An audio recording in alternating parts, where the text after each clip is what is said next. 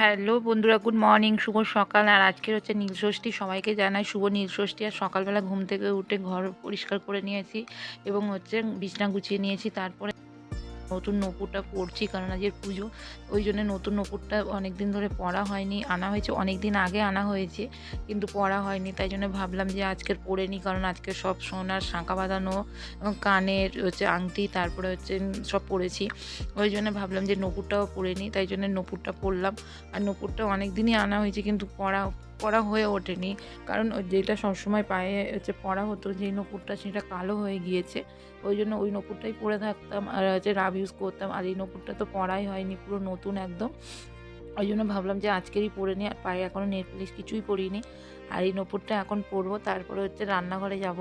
রান্নাঘরে গিয়ে তারপরে হচ্ছে রান্না করব, মানে রান্না করে থেকে তারপরে পুজো দিতে যাব মন্দিরে। কারণ আগে মন্দিরে হচ্ছে সন্ন্যাসীরা পুজো করবে, তারপরে হচ্ছে বাইরে সবাই যারা উপোস করে রয়েছে তারা পুজো দেবে।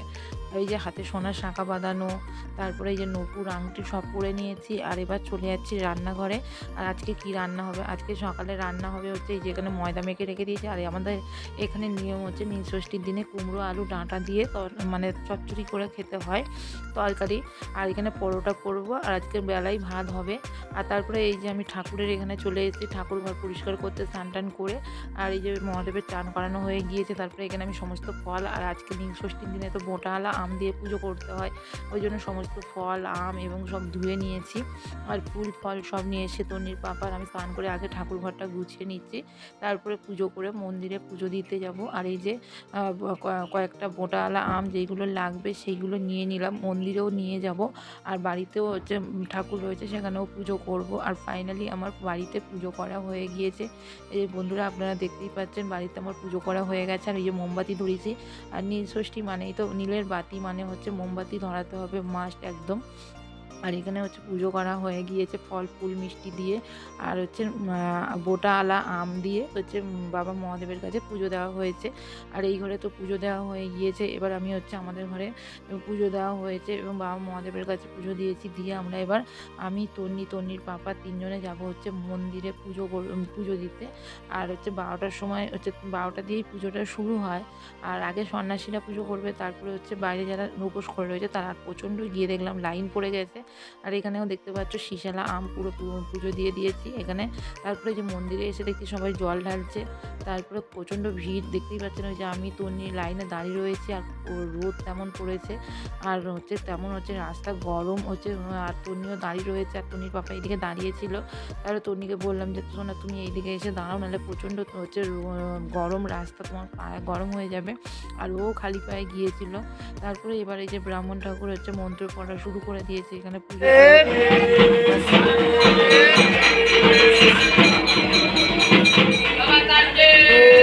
চলে চলে চলে মহাদেব।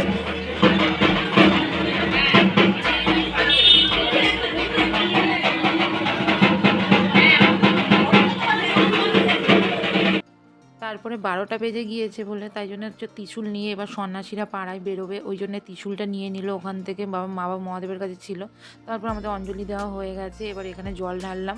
আর এখানে এই যে কুমিরের মাথায় জল দিলাম। তারপর ওখানে হচ্ছে আর একটা মাটির মতন কি করে, তার উপরে হচ্ছে যত হচ্ছে খেজুর, কাঁচা খেজুর হচ্ছে ওর মধ্যে ডিজাইন করে দিয়েছে, এটা এখানে নিয়ম।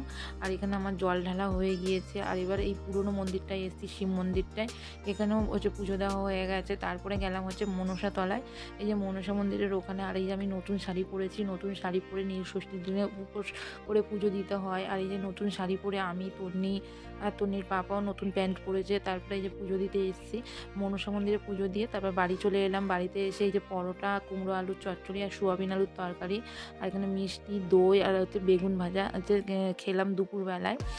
হচ্ছে কারণ সকালবেলায় হচ্ছে জল তো ঢেলে এলাম, তখন ঢেলে এসে তারপরে খাওয়া দাওয়া করলাম। কারণ হচ্ছে আজকে তো ভাত খেতে নেই সারাদিন, তাই জন্যে হচ্ছে আমরা এই যে ময়দার জিনিসই খাবো। আর এটা হচ্ছে রাত্রেবেলায় মা হচ্ছে এখানে লুচি বেলে দিচ্ছে, আর লুচি হলেই মা বেলে দেয়।